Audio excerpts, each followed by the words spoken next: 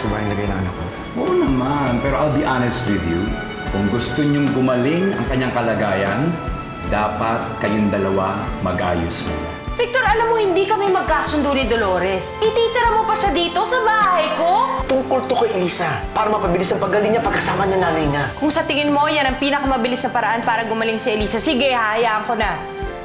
But I hope this is temporary, Victor. Bakit parang hindi ka masaya? Inisip ko lang po sana kung mas mabuti kung doon po ako tumira sa atin. Oo nga, kasama ko kayang itay dito. Pero dito si Mami Isel, pakapaluin na naman niya ako. Anak, hindi na mangyayari yon. Siguraduhin ko na proprotektahan kita. Wala na mananakit sa'yo. Oo naman, Pipo. Welcome na welcome dito si Jam. Napakalaki ng utang na loob namin dyan sa bata na yan. Tsaka, matutuwa si Dolores pag nakita siya dito. O basta mamaya, pupunta na lang ako sa ospital, para personal na kausapin siya. Okay. Hoy, okay ka lang? Patitirahin mo dito yung jam na yon? Ano akala mo sa atin? Bayampunan? Flora naman, pumayag ka na. Tsaka nakakaawa yung bata, walang matitirahan. Tsaka nung wala dito si Elisa, siya naman yung kasama eh. Suklian naman natin yung ginawa ng tao. Ay nako, ewan ko sa'yo. Kung gusto mo talagang kupkupin yung batang yan, sigurado mo na ikaw ang sasalo ng lahat ng gastusin yan, ha? Dahil sagad na yung bulsa ko sa kakasagot sa pamilya mo pala. Buisit!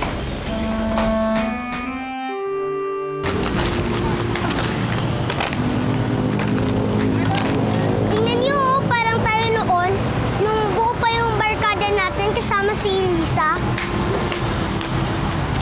Oo nga, no? Nakakamiss si Lisa. Huwag na kayong malungkot. Malapit na rin mangyari yan. Nandito naman si Elisa eh. Nagpapagaling lang siya. Sana nga magdilang anghel ka, Ate Jocelyn. Tagal-tagal na kasi hindi buong barkada eh. Sana, isang araw lang, bumalik na ang lahat sa dati. Yung tipong kahit may problema tayo, masaya tayo. Kasi magkakasama tayo. Halina kayo. Ikayo. Sinyo. Alam niyo, huwag na kayong malungkot. Babalik rin ang lahat sa dati. Kasi babalik si Lisa. Kaya, smile na kayo dyan. Mangyayari nga yan. Maniwala lang tayo, tsaka magdasal tayo. Magdasal natin na sana magbago yung balak ni Mang Victor para kasama na natin si Elisa.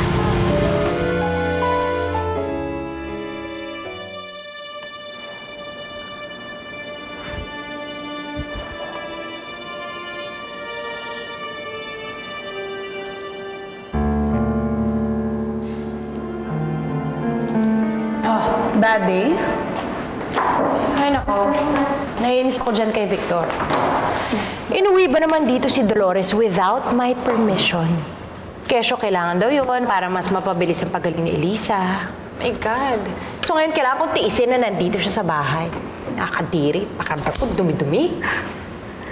Ano ka ba? Mas maganda nga yun eh. Ha? May basura sa pamamahay ko? Maganda yun?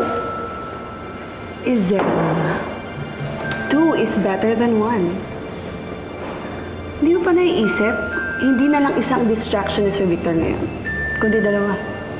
Kapag mas marami siyang iniisip, mas maganda yun para sa'yo. Kasi, mas makakakilos ka sa opisina. That makes sense.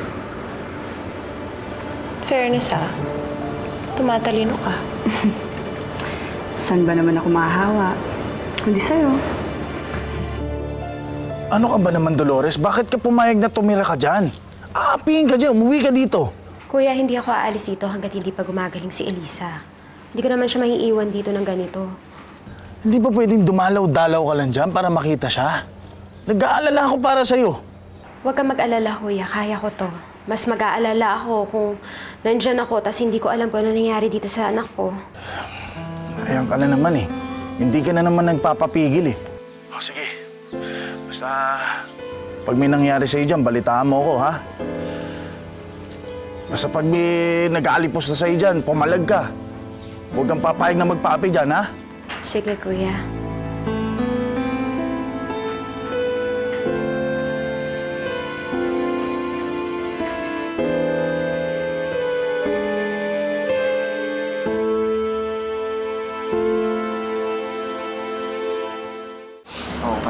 Cardo. Parang nahihiya pa rin ako eh. Kung tanggihan ko na lang kaya yung alok niya. Jam, yung ano naman eh. Si Mang Cardo pa ngayon nagsabi, susunduin ka niya dito. Ano ka pa?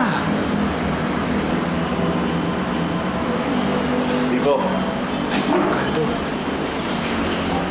Mang Cardo, si Jam nga pala. Jam, si Mang Cardo. Magandang tanghali po. magandang tanghali naman. Mang Cardo, si Jam kasi nahihiyang umuwi sa inyo. Kaya lang pong kumusap. Sige.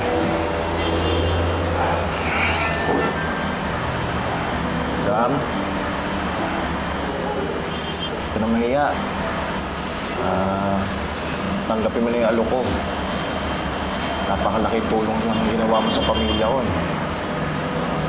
Kaya hayaan mo suklihan namin yung ginawa mo. Oh, Jam, narinig mo yan ha.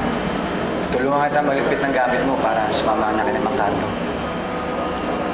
Ikaw, paano ka? Huwag na ako lalanin. Kukuha ako ng boarding house, malapit ka ng Mang Cardo.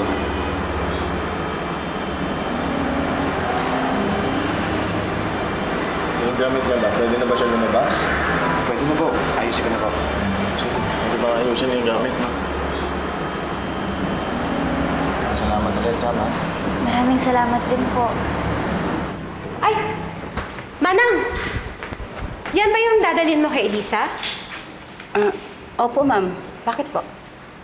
Hey, gusto ko sana kasi, hindi mo na siya magdelata. Kasi gusto ko sana yung sariwa mo na yung kainin niya habang napapagaling siya. Eh, ito po kasi ang nakalista sa amin ng Mami Zel eh. Ganun ba? Wala ba kayong parang gulay? Yung ulam na gulay ba? Yung masustansya? Ayos ka rin, oh. Nakikitira ka na lang, namimili ka pa ng kakainin. Sige na, ikat mo na yan. Opo, ma'am. Alam mo, Dolores, kaya ka lang naman nandito dahil sa anak mo. Ngayon, matuto kang lumugar. Kaya kung ano sabihin kong ihahain, yun ang kakainin ng lahat. Walang mamimili. Isel, gusto ko lang sana kasing masustansyang pagkain yung kakainin ni Elisa habang nagpapagaling siya. Bakit? Masustansya ba yung mga pagkain na isinisilbi mo sa kanya nun? Eh, kulang na lang pakainin mo ng lupa yung anak mo para lang mapunanan tiyan. Sobra ka naman. Sa abot ng aking makakaya, binibigay ko yung pangangailangan ng anak ko. Ah, talaga? Kaya pala nandito siya sa amin nakatira ngayon. Yan na pala yung naabot ng kinakaya mo. Yan ba yung pinagmamalaki mo? Ha? Na pinagsikapan mo, Dolores? Ano ba pinagmamalaki mo? Itong bahay mo? Oo, malaki nga siya, maganda siya. Pero mas pipiliin ko pa rin tumira sa barong-barong ko. Kasi doon, mga tao nakatira. Eh dito, isang demonyo.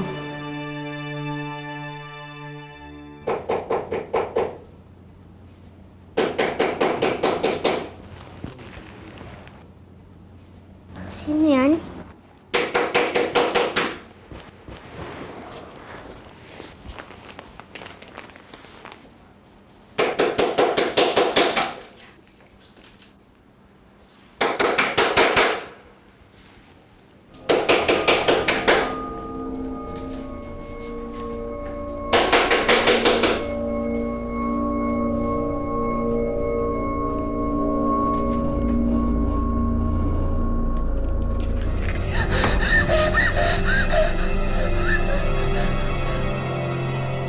Hoy, nakikitira ka lang dito. Huwag mo akong pagsasalita ng ganyan.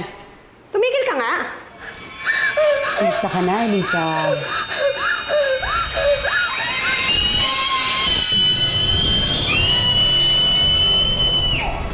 Elisa?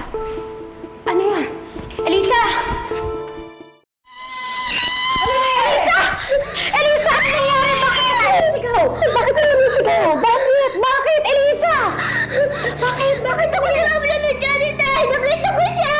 Ano ka ba, Elisa? Nakita ko talaga siya! Dahil nakakatakot yung mukha niya! Patay na si Ludo!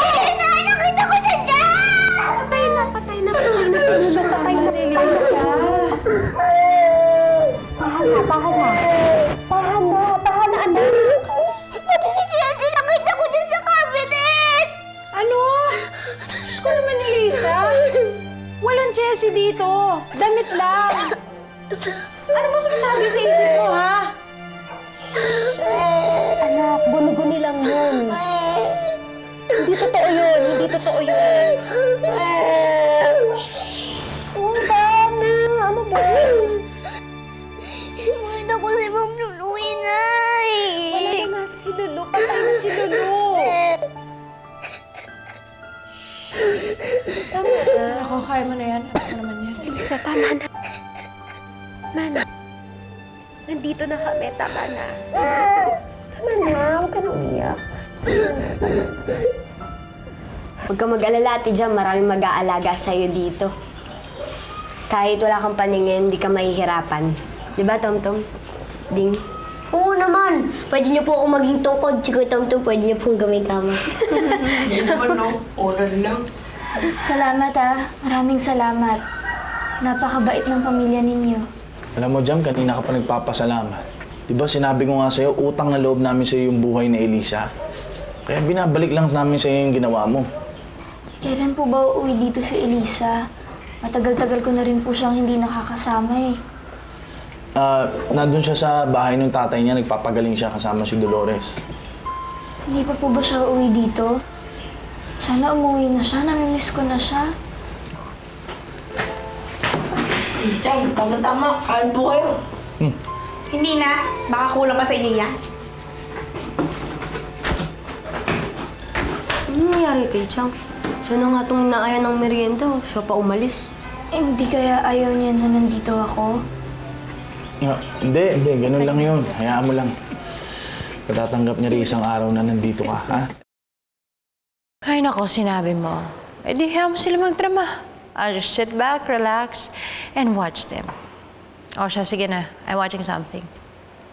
Okay.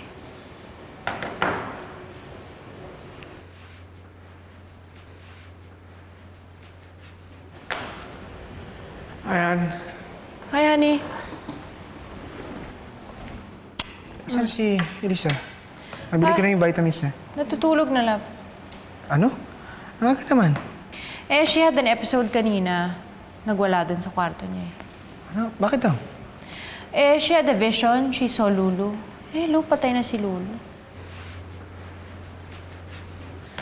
Sobrang na ako nahawa sa anak ko. Hindi na siya tinatanan ng babaeng yan. Sandali lang. Puntahan ko lang si Lisa. Okay.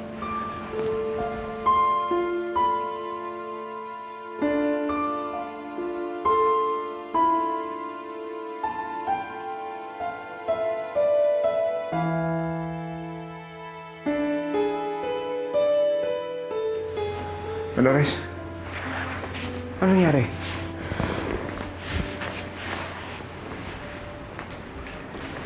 Binilita sa akin ni Isab. Bakit bigla na siya nasisigaw? Kakausap ko pa lang sa kanya, ilang oras pa lang para lang makalma siya. Naaawa ako sa anak natin, Victor. Ang bata-bata niya pa lang, ang dami niya ng masasamang alaala. Kaya mo, magpapatawag ako ng child psychologist para mabilis ang pagaling niya. Natatakot lang talaga ako, Victor. Na baka hindi matanggal yung masasamang alaala sa isip niya. Sigurado ako na dadalhin niya yan hanggang sa pagtanda niya.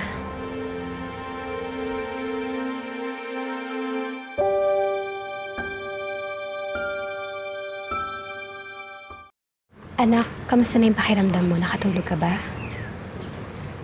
Nay, totoo po bang patay na po silang Lulu? Bakit? Nakita mo na naman ba siya? Hindi po. Pero baka sumulpo po sa isang araw. Anak, yung nakita mo nun, guni-guni lang yon. Hindi totoo yon. Patay na si Lulu. Nahulog siya dun sa tulay. Kaya hindi mo na makikita si Lulu.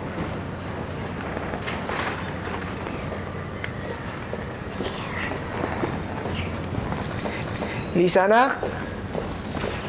Dolores, Lisa, anak ko. May bisita tayo. Si Miss Sarah. Siya nga pala yung narekomenda ng doktor ni Elisa. Hi, Elisa. Pwede ba kitang makausap? Sige po. Paano to? Okay, I'll just make friends with her. Okay. Okay, anak ha. Dito lang muna kami, ha? Tingin na na bahala, ha?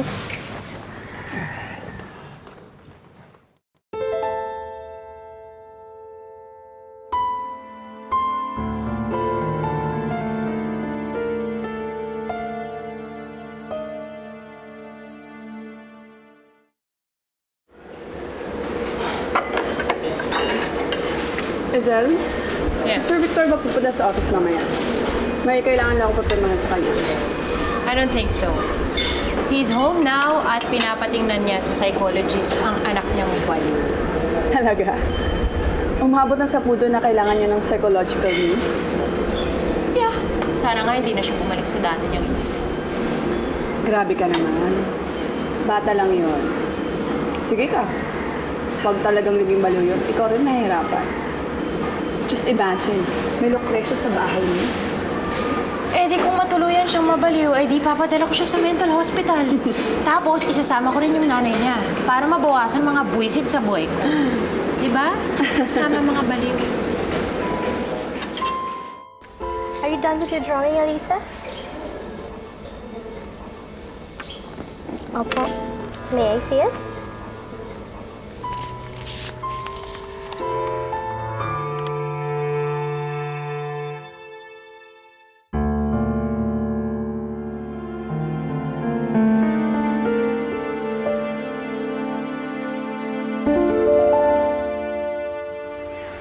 Sana naman matulungan ni Miss Sarah si Elisa.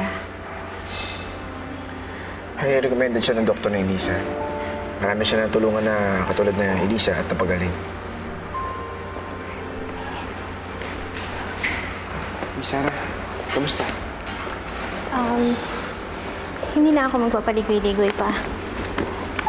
Lumabas sa interview, diagnostics, tsaka exercises na malaki ang epekto kay Elisa ng kanyang mga pinagdaanan. So, nagkaroon siya ng post-traumatic stress disorder or PTSD. Kaya siya nagkakaroon ng mga nightmare tsaka hallucination.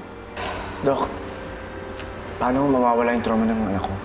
Marami namang paraan para maibsan ng PTSD.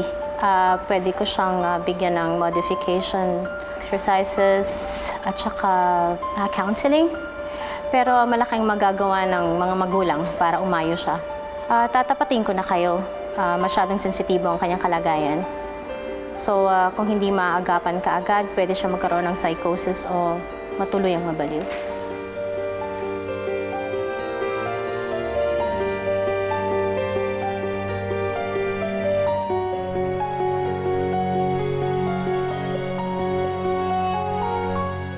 Puisit! Akala ko makakamenos na ako sa gastos dahil wala na si Elisa at Dolores, pero yun naman pala may papalit na asungot. Sino na naman yan? Si Jam! Yung bulag na tumulong kay Elisa nung nawala siya. Ba? Chicks ba yun? Anong chicks? Bata pa yun? Malay mo naman, baka naman pwede na. Tumigil ka nga dyan. Chicks ka dyan. Hahanap ka pa ng chicks, nandito naman ako sa harap mo. Pasawa ka kaya. Ano? Wala, sabi ko oo nga naman. Chito, ayoko na umuwi sa amin. Naiis na ako dun eh. O, di umalis ka na sa inyo. Sasaluhin mo ako. Hindi, no? Ka ba, mag-isa ka? Hindi ako katulad ng pamilya mo, mahilig magampon. Alam mo ikaw ha, pagkatapos lahat ng ginawa ko para kay Elisa dahil sa'yo ha? Oy, hindi kita pinilit ha, kaya wag mo ako susumbatan. Saka ano ka ba? Storbo ka talaga, naglalaro yung tao eh.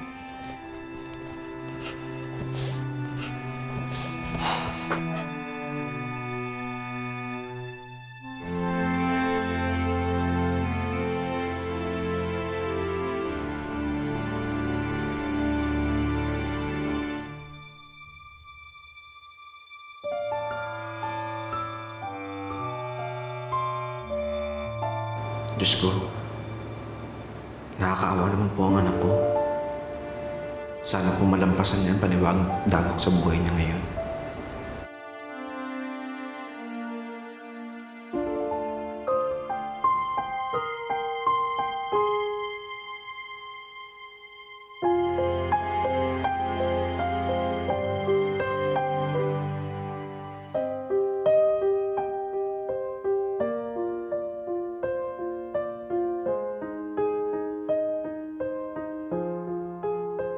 Alam niyo nyo, palagi kayong kinakwento sa akin ni Elisa. Talaga po? Ano naman pong kinakwento niya tungkol sa amin? Sabi niya, ikaw daw, Josie, ikaw daw yung pinaka maalalahanin kasi ikaw yung ate, ikaw pinaka maasikaso. Ding, ikaw naman, sabi niya ikaw daw yung pinaka matapang. Palaban ka daw eh. At ikaw, Tom, ikaw daw yung pinaka matakaw. Ano sinabi niya? Parang ayoko na siyang bumalik dito. Hindi ko na siya namimiss. Siyempre, hindi lang yun, no? Sinabi niya rin na sa inyong tatlo, ikaw daw yung pinakamalambing. Tsaka ikaw daw yung laging nakakaalala ng birthday niya. At hindi niya daw yung makakalimutan. Oh, di ka na magtatampo niyan kay Elisa. Ang ganda ng sinabi niya sa'yo. Ay! Oh, Kuya Pipo. Kuya Pipo. Oh, anong ginagawa niyo? Pinagkukwentuhan namin si Elisa. Talagang namimiss niyo siya, no? Bakit ikaw, hindi mo ba siya namimiss? Siyempre naman. Alam mo, kahit ilang linggo ko lang siya nakasama, napalapit na ako sa kanya. Eh, ano pa kaya kayo? Buong buhay niyo nakasama si Elisa. Sinabi niyo pa po. Ang hirap kaya maiwalay kay Elisa. Pero kailangan namin tanggapin na hindi pa siya titira dito. Kasi mas mahalagaan po siya dun sa bahay ni Mang Victor. Pero hindi pa rin ako nawawalan ng pag-asa na pupunta siya rito. At alam ko na darating yung araw na yun na magkakasama-sama tayo. Diba ding, Ate Josie? Oo naman. Sabi nga po nila, hanggat may buhay, may pag-asa. Tama yan.